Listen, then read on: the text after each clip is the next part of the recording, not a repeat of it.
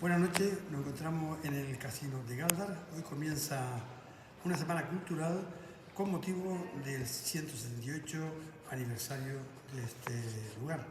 Y tenemos con nosotros aquí quien abrió hoy esta semana cultural, Sebastián Santana, que ya lleva su primer certamen aquí, muy bien recibido por la gente que está aquí, nos habla de una historia que muy poco conocíamos, porque el trabajo que hizo fue fundamental y hay que tener mucha paciencia, mucho tiempo y encima después saber desarrollarlo.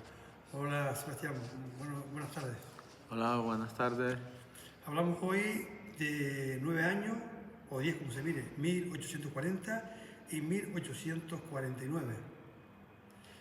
¿Qué ocurrió en ese archivo para que tú tuvieses tiempo, lugar y también imaginación para hacer la disertación que has hecho?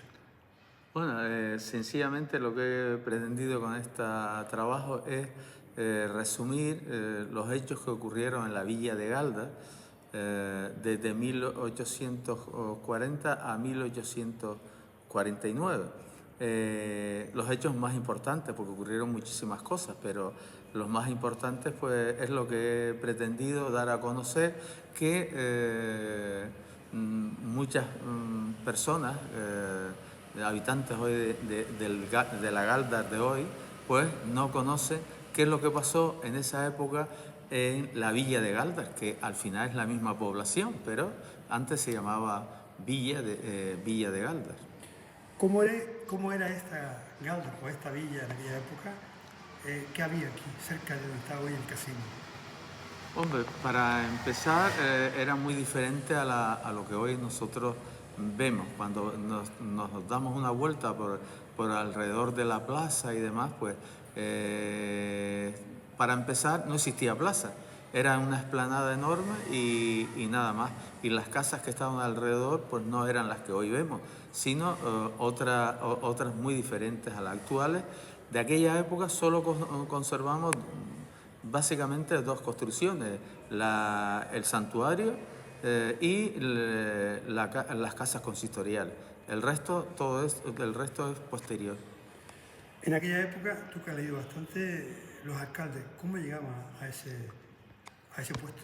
Bueno, la mayoría de los alcaldes eran propuestos por la autoridad política que había en aquel momento, los gobernadores provinciales. Recordemos que en aquella época solo había una provincia de Canarias que ocupaba las 7 islas y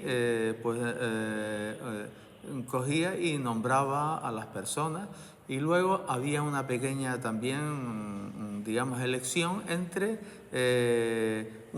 una lista y las personas más pudientes, las que más dinero aportaban a los ingresos de la corporación, pues eran los que un poco podían votar y demás, pero básicamente eran, digamos, impuestos por el gobernador civil de aquel momento. ¿El nombre de Ignacio Suárez Oliva?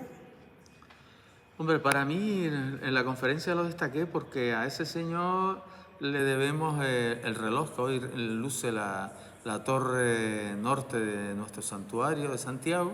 Pues este señor, en un acto de generosidad, cuando se quiso comprar el reloj, el pueblo había reunido 5.000 reales de vellón de los 20.000 que costó el reloj. Y entonces este señor cogió, hipotecó sus propiedades y las prestó al ayuntamiento para que pudiera comprar el reloj y hoy tenerlo en nuestra torre flamante de nuestro santuario de Santiago Apóstol.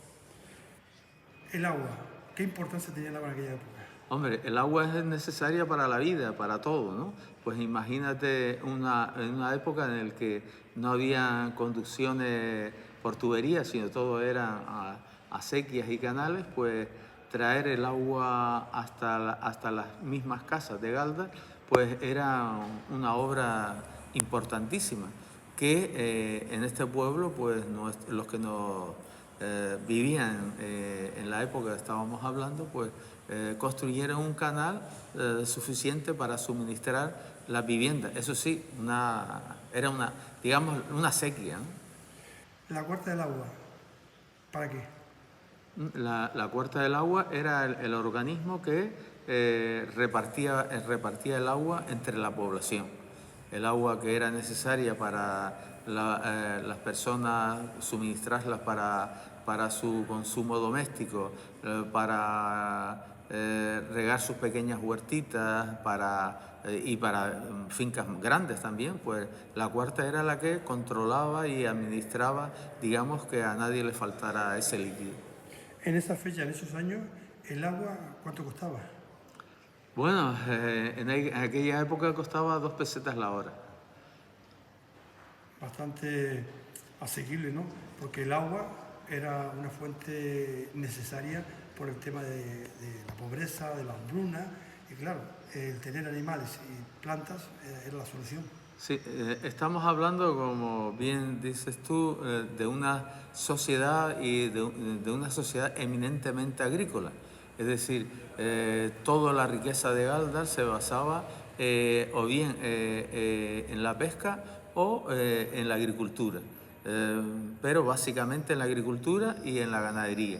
Si era un año de lluvia, pues se tenía una buena cosecha y no se pasaba hambre. Si por contrario pues sucedía alguna sequía o un viento venía y secaba las cosechas, pues ese año pues se pasaba hambre en Galdar y hubieron, en esa década que hemos estudiado hoy, pues hubieron bastantes periodos de hambruna allí. ¿Qué días daban el agua? Para el agua para el abasto público había un horario por las mañanas de diario. Y luego para regar digamos, los pequeños huertos que cada uno tenía para alimentación de su casa, pues los de que podían regar de la sequía del Drago, podían coger el agua los domingos, y los que regaban de la sequía de la calle del Agua, hoy calle Doramas, pues la podían coger los lunes. Para tener dinero se iba en la fiesta o cualquier necesidad de la villa que tú nombrabas, iba un concejal y una persona con ella. ¿Por qué? Hombre, porque el concejal, digamos, representaba la autoridad y el ciudadano es el que garantizaba, siempre se buscaba, siempre dice en los documentos, un ciudadano honrado, ¿no?, que acompañaba al concejal y pedían el dinero para un montón de cosas.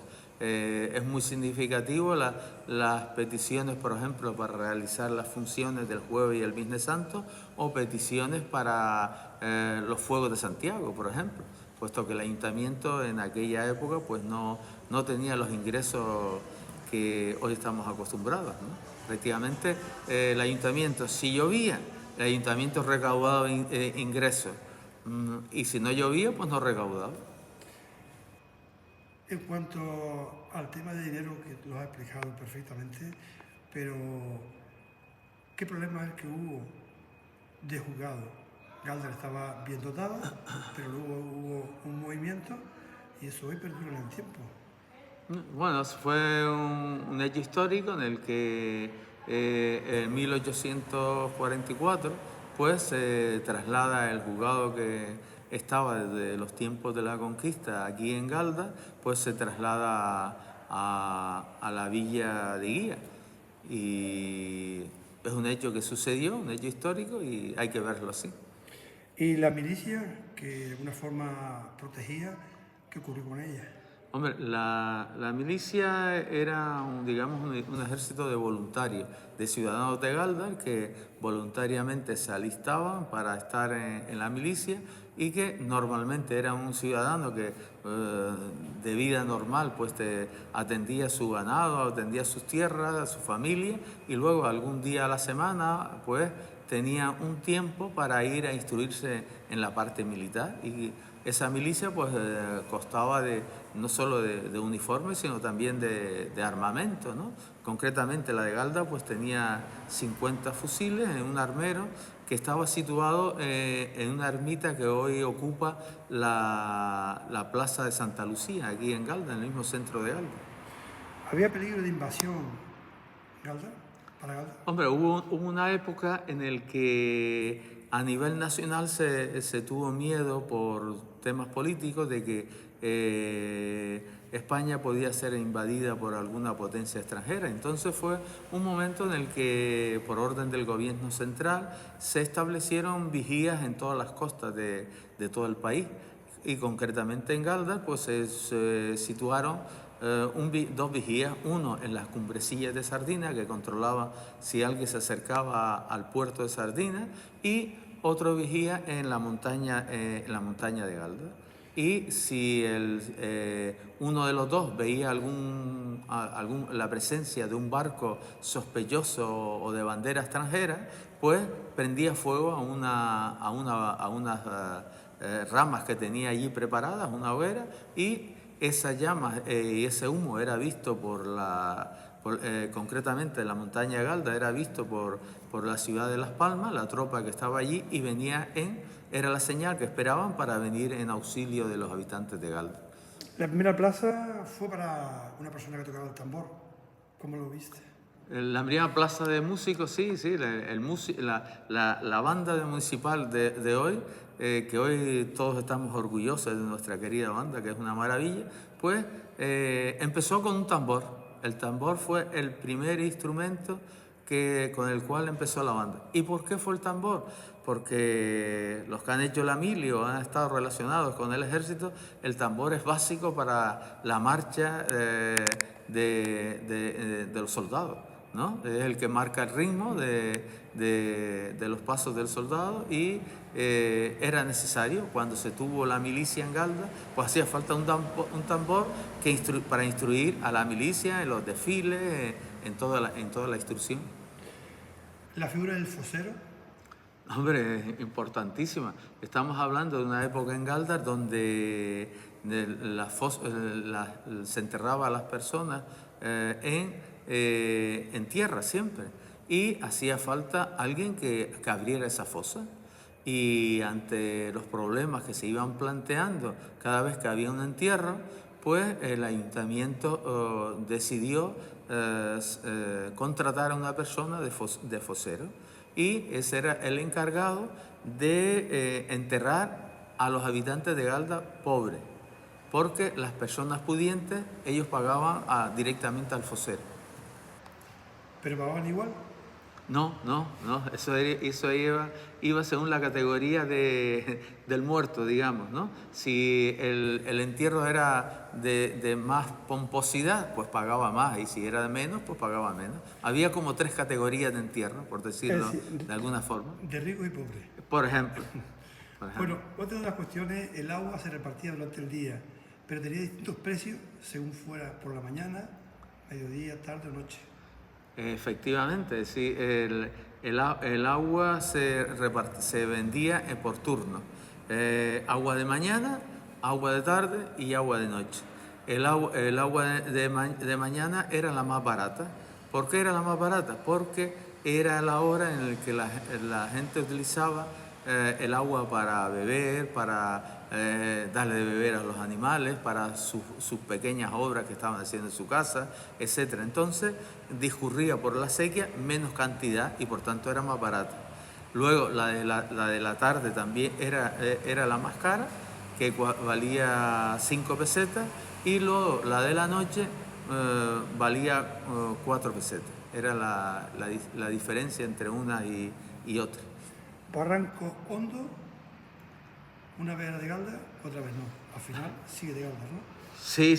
Bueno, fue una época en la que Barranco Hondo, por la autoridad que había en aquel momento, la Junta de Gobierno que había en aquel momento en la ciudad de Las Palmas, decide esa junta del barrio de Barranco Hondo, que siempre perteneció a Galda, trasladarlo a la jurisdicción de Artenara. Y entonces, durante bastante tiempo, Barranco Hondo estuvo perteneciendo a Artenara. Unos años después, por una orden real, se volvió a deshacer lo que se hizo mal, que fue unir a Artenara lo que siempre fue de Galda, que fue Barranco Hondo, y una orden real volvió a poner en su sitio a Barranco Hondo, perteneciendo al municipio de Galda, y también hay que decir que los habitantes de aquel momento de Barranco Hondo salieron ganando, porque inmediatamente el Ayuntamiento de Galda le crea ahí una escuela para niños, con un maestro al frente. Así que des en cuenta que es una época en que en Galdar, en el casco, solo había dos escuelas, una para niños y otra para niños, cada uno con un maestro y una maestra. Y la tercera escuela pública de Galdar se crea en Barranco Hondo. Vamos, todo un lujo. ¿Y la cantidad de alumnos en Galdar? Eso sí era muchísimo. Hoy los maestros se asustarían. El maestro tenía 90 alumnos que asistieran de diario. Y para atender a eso, pues él le pidió al ayuntamiento que le contratara un ayudante, que fuera unas cuantas horas todos los días para que le ayudara en la educación de los niños. Así que él estaba con los 90 alumnos en la clase, acompañado de un ayudante.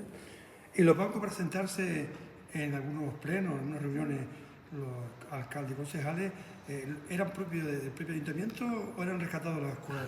Bueno, sí, estamos hablando de una época en la que el ayuntamiento tenía muy pocos recursos. Aún se estaba construyendo el actual casas consistoriales, y entonces cuando había reunión de pleno del ayuntamiento, que era todos los lunes, pues se iba a la escuela, se traían los bancos donde estaban los niños sentados y para que se sentasen los concejales.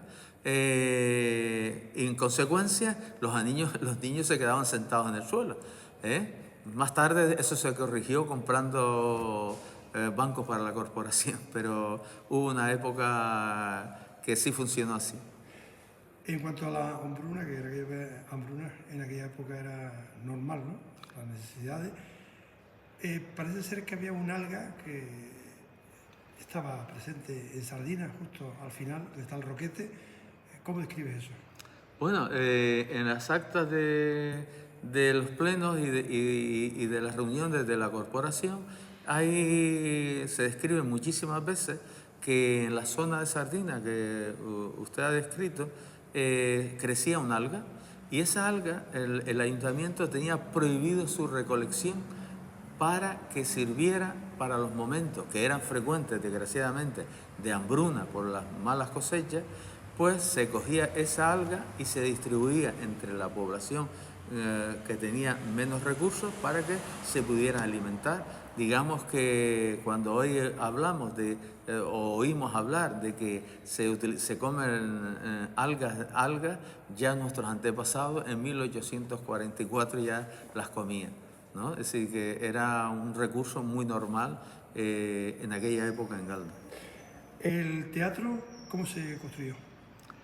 El teatro era un salón que estaba a medio construir, que tenía, al fondo tenía un pequeño cuarto que utilizaba el ayuntamiento como cárcel.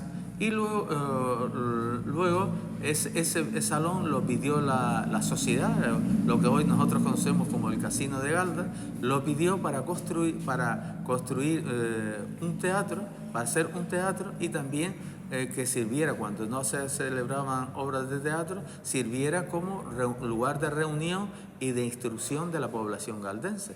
Y así fue como creció, se creó la sociedad, que así se llamaba en aquella época, o era conocida popularmente como la sociedad, el Casino de Galda.